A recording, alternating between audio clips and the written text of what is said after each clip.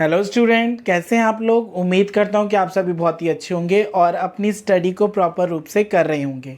तो आज हम बच्चे करते हैं अपनी एसएसटी की भूगोल का पार्ट 4 जिसका नाम है कृषि। ठीक है, आपके इस बार भूगोल बुक से 2 चैप्टर आ रहे हैं। चैप्टर 1 संसाधन और विकास और 4th है बच्चे कृषि। तो आपको इन दोनों चैप्टर से 10 एमसीक्यू क्वेश्चंस आने हैं और मैंने कृषि चैप्टर से टॉप 40 क्वेश्चंस तैयार किए हैं जो आपको बहुत अच्छे लगेंगे और मुझे उम्मीद है कि इससे बाहर नहीं आएंगे। तो आप सभी इस वीडियो को 1 से 2 बार ज़रूर देखें ताकि आप बोर्ड एग्ज़ाम में अच्छे मार्क्स ले पाएँ। ठीक है स्टूडेंट्स, तो चलते हैं हम अपने क्वेश्चन नंबर 1 की ओर। क्वेश्चन नंबर 1 में इन्होंने हमसे पूछा है, भारत चावल के उत्पादन में विश्व में कौन सा स्थान रखता है। यानी अगर हम इंडिया की बात करें तो वो वर्ल्ड में चावल के उत्पादन में दूसरे नंबर पे है। ठीक है बच्चों, और नंबर 1 पे कौन है? चाइना, चावल के उत्पादन में। क्वेश्चन नंबर 2 पे चलते हैं बच्चे। क्वेश्चन नंबर 2 में विश्व में चावल का सबसे बड़ा उत्पादक देश है। तो सबसे बड़ा उत्पादक देश है बच्चे, अभी हमने बात की थी, चीन। ठीक है बच्चों। क्वेश्चन नंबर 3, क्वेश्चन नंबर 3 में इन्होंने हमसे पूछा है, विश्व में दालों का सबसे बड़ा उत्पादक देश। यानी दाल सबसे अधिक कहाँ पर पैदा होता है, तो वो है बच्चे इंडिया में। तो इंडिया को आपको याद रखना है कि दालों के उत्पादन में इंडिया सबसे आगे है। ठीक है, चलते हैं क्वेश्चन नंबर 4 की ओर। क्वेश्चन नंबर 4 में इन्होंने हमसे पूछा है, सस्यावर्तन क्या है। तो सस्यावर्तन का मतलब होता है बच्चे कि किसी जमीन के टुकड़े में फसल को बदल बदल कर बोना। ठीक है, फसल को बदल बदल कर इसलिए बोते हैं क्योंकि अगर एक ही तरह की फसल बार बार उगाएंगे तो मिट्टी की उपजाऊपन खत्म हो जाती है। तो इसीलिए हम उस फसल को बदल बदल कर बोते हैं। तो इसका आंसर होगा बच्चे ऑप्शन बी, फसल को बदल बदल कर बोना। क्वेश्चन नंबर 5 की बात करते हैं, रवि फसल का उदाहरण है। तो आपने रवि के लिए एक ट्रिक याद रखनी है। रवि फसल का मतलब ये मानना है अपने कि रवि आपका फ्रेंड है और उसका बर्थडे सर्दियों में आता है और उसको रोटी पसंद है। आप ये 3 चीज़ें याद रखोगे कि रवि आपका फ्रेंड है, उसका बर्थडे सर्दियों में आता है और उसको रोटियां पसंद है। तो आप बताइए कि उन्होंने रवि का उदाहरण पूछा है तो इसमें गेहूं है, चावल है और भी चीज़ें हैं। तो रवि को क्या पसंद है? रोटी। तो रोटी किससे बनेगी? गेहूं से। तो इसका आंसर बच्चे हमारा हो जाएगा गेहूं, ऑप्शन ए। ठीक है students. Now question number 6। Question number 6 में खरीफ फसल का उदाहरण देना है हमें। तो खरीफ फसल का उदाहरण है बच्चे चावल। ठीक है, चावल, ये देखिए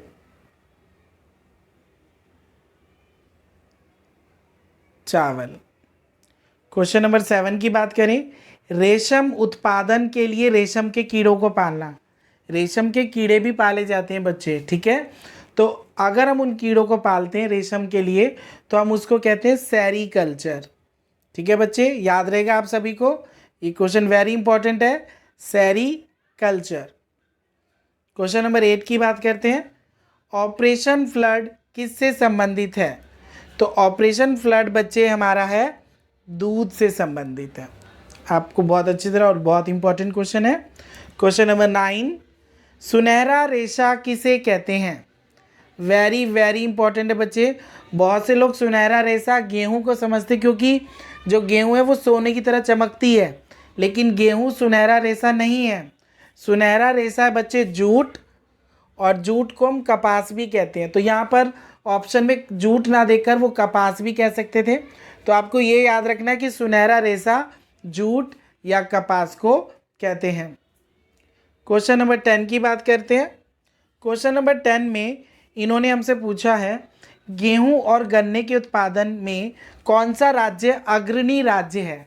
अग्रणी का मतलब होता है कि जो सबसे ज़्यादा गेहूं पैदा होती है जहाँ पर, तो वो है बच्चे उत्तर प्रदेश। ठीक है, गन्ने और गेहूं के उत्पादन में यूपी सबसे आगे है अगर हम इंडिया में स्टेट की बात करें तो। नाउ क्वेश्चन नंबर 11, जूट के उत्पादन में कौन सा राज्य अग्रणी है। तो जूट में सबसे आगे है बच्चे पश्चिमी बंगाल। क्वेश्चन नंबर 12, चावल के उत्पादन में कौन सा राज्य अग्रणी है? तो चावल के उत्पादन में भी पश्चिमी बंगाल ही आगे है। तो पश्चिमी बंगाल में दो चीज़ें याद रखनी है, जूट और चावल। इसी तरह उत्तर प्रदेश में क्या याद रखोगे आप? गन्ना और गेहूं। ठीक है बच्चों।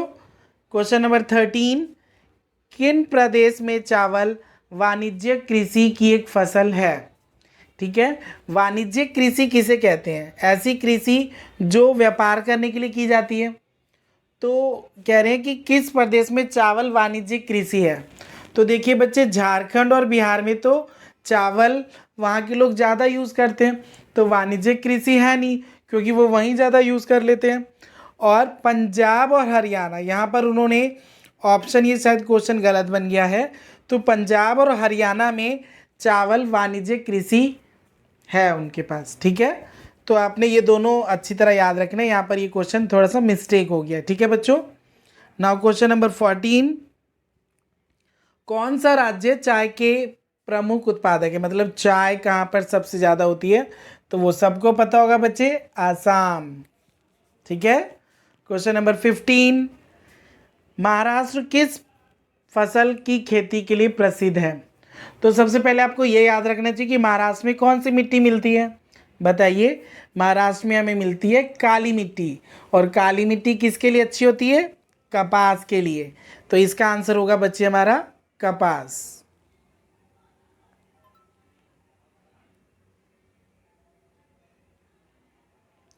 नाउ क्वेश्चन नंबर 16, भारत की लगभग कितनी आबादी कृषि कार्य से जुड़ी हुई है? यानी भारत की कितनी आबादी कृषि कार्य से है बच्चे? तो ये हमारी 66% जो आबादी हमारी वो कृषि कार्यों से जुड़ी है। अगर ये प्रतिशत में नहीं देता तो ये 2/3 भी पूछ सकता है। ठीक है, 2/3 लोग जो हैं वो कृषि कार्यों से जुड़े हुए हैं। नेक्स्ट क्वेश्चन की बात करें, पौधे के अंकुरन के लिए कम से कम कितना तापमान होना चाहिए? ठीक है, अगर एक पौधे को अंकुरित करना है तो इसके लिए 6 डिग्री सेल्सियस का तापमान बहुत ही ज़रूरी है। कम से कम इतना तो होना ही चाहिए। क्वेश्चन नंबर 18, रबर की खेती भारत में किस राज्य में की जाती है? तो रबर की भी खेती होती है बच्चे, और ये रबर की खेती आपको याद रखना है केरल में होती है। क्वेश्चन नंबर 20, पूर्वोत्तर राज्य में स्थानांतरित कृषि किस नाम से जानी जाती है? स्थानांतरित कृषि को कर्तन दहन भी कहते हैं बच्चे। कर्तन का मतलब होता है काटना, और दहन का मतलब होता है जलाना। तो इसमें क्या होता है कि बच्चे, एक जंगली एरिया होता है, उसमें छोटे छोटे पेड़ पौधे होते हैं, तो उसको काट कर वहीं पटक देते हैं, और वो जब सूख जाता है तो उसमें आग लगा देते हैं। तो वो जो राख बचती है वो खाद का काम करती है। तो ऐसा हम करते हैं झूम खेती में। ठीक है बच्चों। हाँ जी। क्वेश्चन नंबर 20, झारखंड में स्थानांतरित कृषि को क्या कहते हैं? तो झारखंड में भी ऐसी कृषि होती है, तो हम उस कृषि को झारखंड में इसको कुरुवा कहते हैं।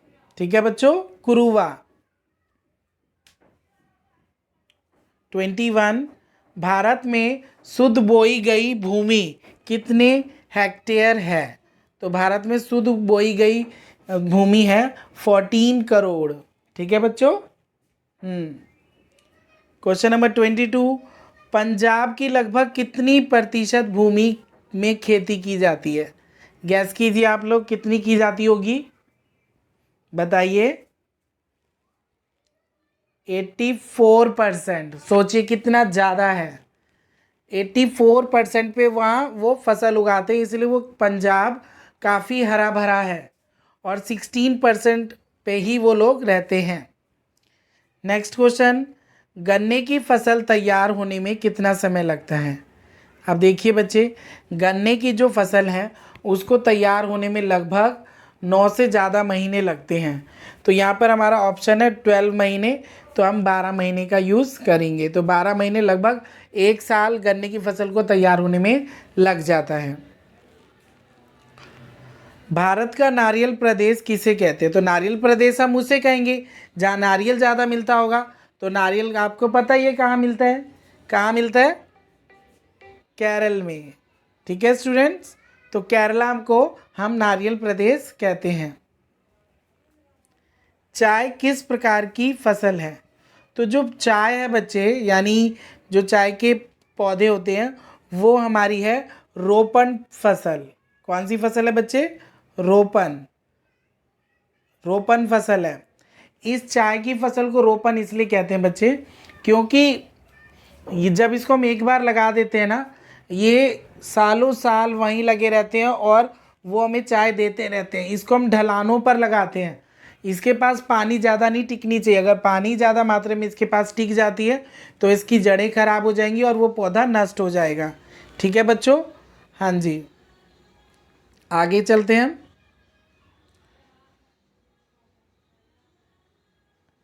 असम में चाय के कितने बागान हैं? तो असम में चाय के बागानों की बात करें तो वहाँ पर 750 चाय के बागान हैं। क्वेश्चन नंबर 27, कपास का एक गांठ कितने किलो का होता है?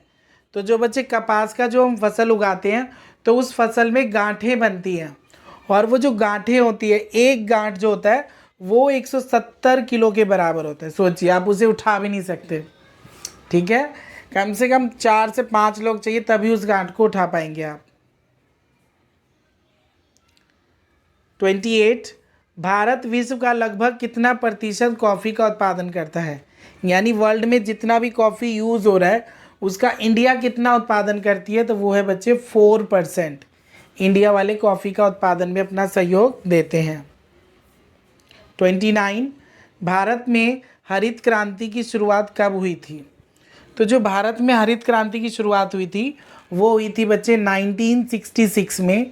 इस क्रांति में क्या हुआ कि नई टेक्नोलॉजी का यूज़ किया गया, कीटनाशक दवाइयों का यूज़ किया गया जिससे कि फसलों को ख़राब होने से बचाया गया और उत्पादन में बहुत ज़्यादा वृद्धि हुई। जितना सोचा था उससे कई गुना ज़्यादा हुआ और विशेषकर इसमें गेहूं का उत्पादन बहुत ज़्यादा हुआ था। ठीक है बच्चों? नेक्स्ट है 30, हरित क्रांति में किस फसल के उत्पादन में काफ़ी वृद्धि हुई? तो अभी हमने बात की थी हरित क्रांति में किसकी ज़्यादा वृद्धि हुई थी? गेहूं की। तो इसका आंसर हमारा हो जाएगा ऑप्शन सी, गेहूं। वर्षा ऋतु की फसल को क्या कहते हैं? वर्षा ऋतु, ठीक है, वर्षा ऋतु की फसल उसे कहेंगे जिसको हम गर्मियों में उगाएंगे, तो वो होगी हमारी खरीफ फसल। ठीक है बच्चों, खरीफ फसल। रबी फसल सर्दियों में बोई जाती है और खरीफ गर्मियों में बोई जाती है, तो इसलिए हम इसको वर्षा ऋतु की फसल भी कहते हैं। 32, दाल किसका मुख्य स्रोत है? मतलब दाल में हमें क्या मिलता है? तो दाल से हमें प्रोटीन मिलता है। गुड।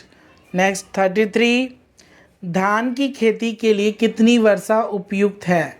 तो जो बच्चे धान की खेती करते हैं ना तो इसमें बहुत ज़्यादा पानी चाहिए होता है, तो लगभग 100 से 200 सेंटीमीटर की बारिश उसके लिए होनी चाहिए। ठीक है बच्चों? दूध में लाई गई क्रांति को कौन सी क्रांति कहते हैं?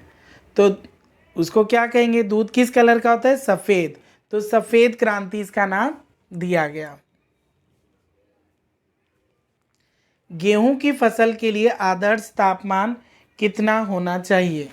तो मतलब गेहूं के लिए एक अच्छा तापमान की बात की जा रही कि कितना होना चाहिए, तो गेहूं के लिए होना चाहिए 20 से 25 डिग्री सेल्सियस। इसके लिए बहुत अच्छा तापमान है, 20 से 25 डिग्री सेल्सियस। 36 की बात करें, गन्ने की खेती के लिए कितना तापमान आदर्श माना जाता है? तो गन्ने की खेती के लिए हमें टेम्परेचर चाहिए 21 से लेके 27 डिग्री सेल्सियस तक। 37 क्वेश्चन, किस स्थान की चाय को सर्वोत्तम चाय माना जाता है? तो सबसे अच्छी चाय हम मानते हैं दार्जिलिंग की चाय को। यहाँ की जो चाय पत्तियाँ हैं उससे जब आप चाय बनाएंगे तो इतनी अच्छी बनती है, बहुत अच्छी चाय बनती है। तो ये पूरे वर्ल्ड में फेमस है यहाँ की चाय। भारत की अर्थव्यवस्था का मुख्य आधार क्या है? यानी कि भारत के जो लोग हैं वो ज़्यादातर किस कामों में जुड़े हुए हैं बताइए। अभी हमने इससे पहले किया था कृषि। तो जो भारत की अर्थव्यवस्था का आधार है कृषि है, क्योंकि भारत के लगभग 70% लोग खेती के कार्य से जुड़े हुए हैं। ठीक है बच्चों। हाँ जी। क्वेश्चन नंबर 39, भूदान आंदोलन किसने शुरू किया? वेरी इंपॉर्टेंट है बच्चे। भूदान का मतलब होता है जमीन को दान में देना। तो ये बड़ी बड़ी जमींदारों को विनोबा भावे जी ने बोला था कि अगर आपके पास इतनी ज़्यादा ज़मीन है तो वो गरीबों को दान दे दो ताकि फसल का उत्पादन हो पाए। तो इसका आंसर होगा बच्चे विनोबा भावे। क्वेश्चन नंबर 40, कर्तन दहन कृषि किसे कहा जाता है? तो कर्तन दहन का मतलब होता है काटना और दहन का मतलब होता है जलाना। तो ये किस में करते हैं? फसल को, जंगली झाड़ को काट के उसको जला के वहाँ राख बना देते हैं और फिर वहीं खेती करते हैं, तो वो हम कहते हैं झूम कृषि को। ठीक है स्टूडेंट्स, यदि आप मेरे चैनल पे नए हैं तो मेरे चैनल को सब्सक्राइब कर लीजिए ताकि आपको इस तरह की वीडियो मिलती रहे। चैनल को शेयर करें, बेल आइकन को दबाएं और बेस्ट ऑफ लक सभी को। इसी तरह तैयारी करते रहिए। बाय बाय बच्चे, थैंक यू बच्चों।